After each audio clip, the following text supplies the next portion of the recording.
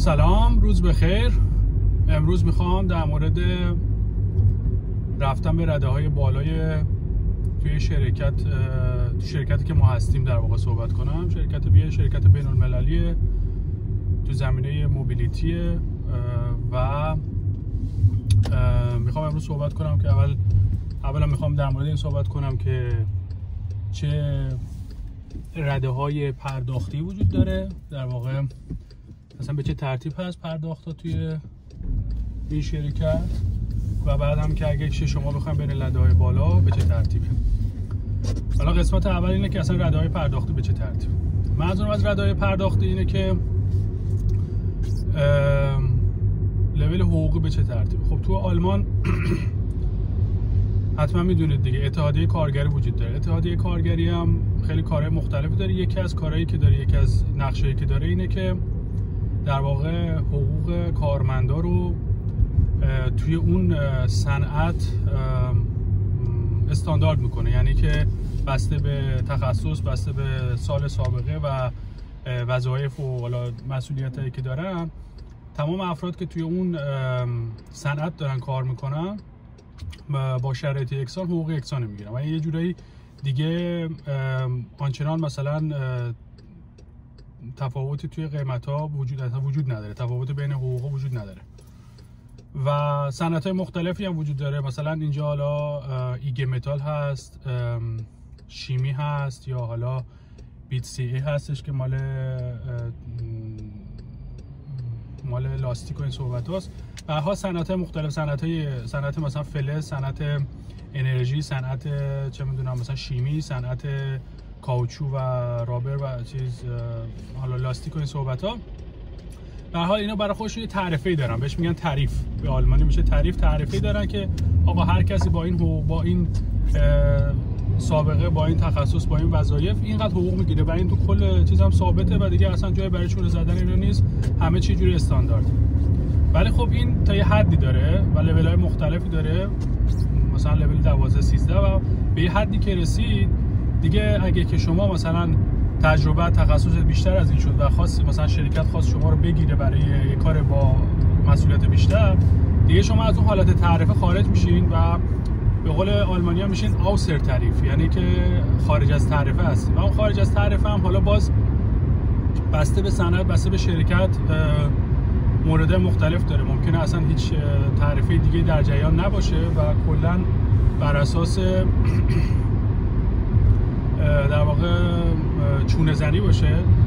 شرکتی که من هستم یه شرکت بزرگ بین المللی، حدود 200-300 هزار نفر کارمند داره تو کل دنیا.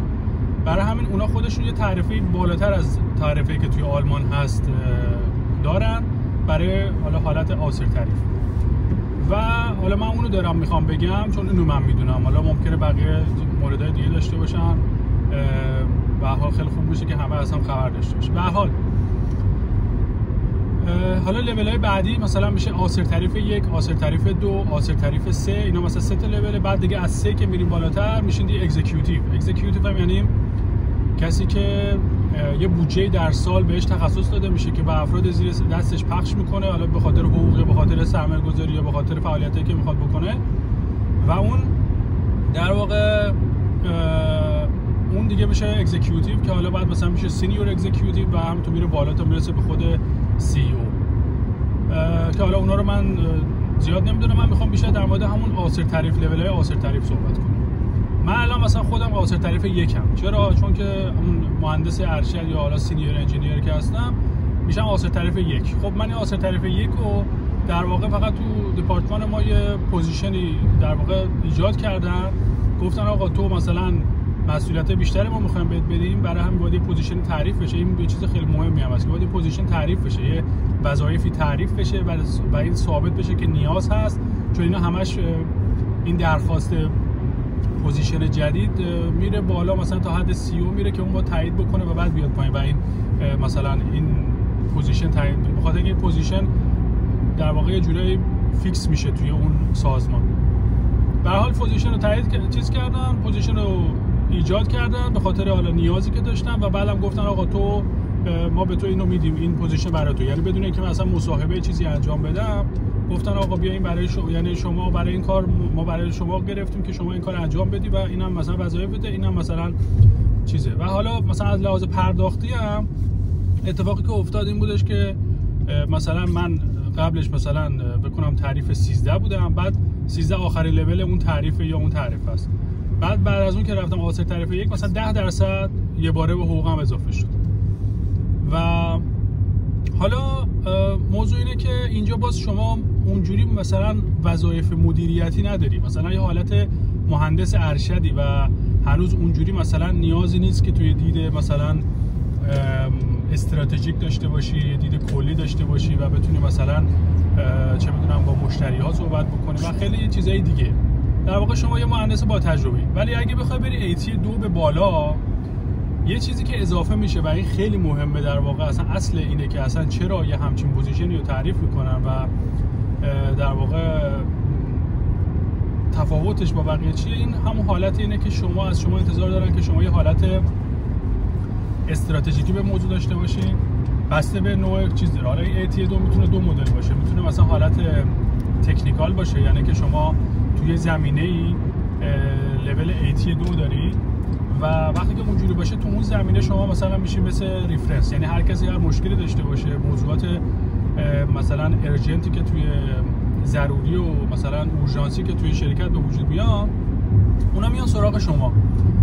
برای چی؟ برای اینکه میگن آقا شما کسی هستی که یه دید کلی داری نسبت به اون موضوع و تکنیکال تو این زمینه خیلی قوی و عمیقه و ما میخوایم سریع مشکل یه راه حلی برای مشکل پیدا کنیم یا موضوع رو یه جوری مثلا چیزش کنیم، از حالت اورژانسی خارجش بکنیم.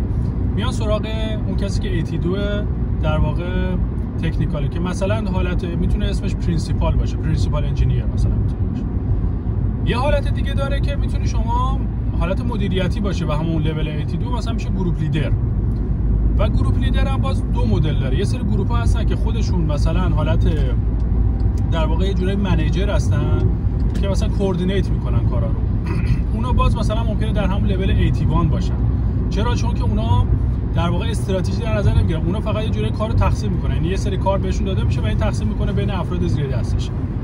ولی یه حالتی از گروپ لیدره که این در واقع لید میکنه، در واقع اون کسیه که در واقع دوباره یه دید استراتژیکی داره و این دفعه دیگه تکنیکال نیست، در مورد یه مسئولیتاییه که در واقع مثلا شما یه مثال میزنم، مثلا شما یه گروهی داری که این گروه مثلا کارش طراحی مثلا یه قطعه‌ایه و اون فرد که گروپ لیدره اون مسئول اینه، یعنی هم مسئول تکنیکالشه، هم مسئول مثلا کوالیتیشه، هم مسئول اینه که مثلا افراد زیر دستش مثلا به اندازه کار کرده باشن، نمیدونم اگه مرخصیاشون به اندازه باشه، نمیدونم به اندازه کافی که چیز رفته باشن، دوره‌های آموزشی رفته باشن، کسی که داره این کارو میکنه واقعا بلد باشه این کارو بکنه و خیلی چیزای دیگه. یه سری مسئولیت‌های اینجوری داره که در واقع برای کل اون موضوع مسئول، یعنی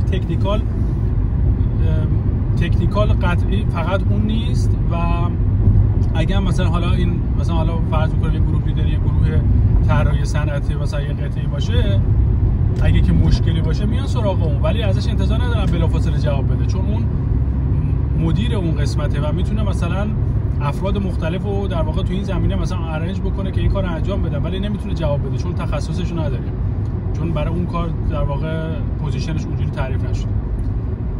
بنابراین حالا اتفاقی که میفته اینه که من میخوام تو قسمت بعدی در مورد صحبت بکنم که فرض میکنم مثلا من الان که AT 1 هستم میخوام برم AT 2 و میخوام برم توی پوزیشنی که حالت استراتژیکی داشته باشه، حالا چه در زمینه گروپ لیدری در واقع منیجمنت باشه، چه در واقع اکسپرت مثلا دیرکشن باشه، که تو مثلا در واقع میخوای بری و یه جورایی به قول انگلیسی بایبل این موضوع بشه، یا مثلا در واقع رفرنس این موضوع بشه که هر کسی هر مشکلی داره بیاد سراغت.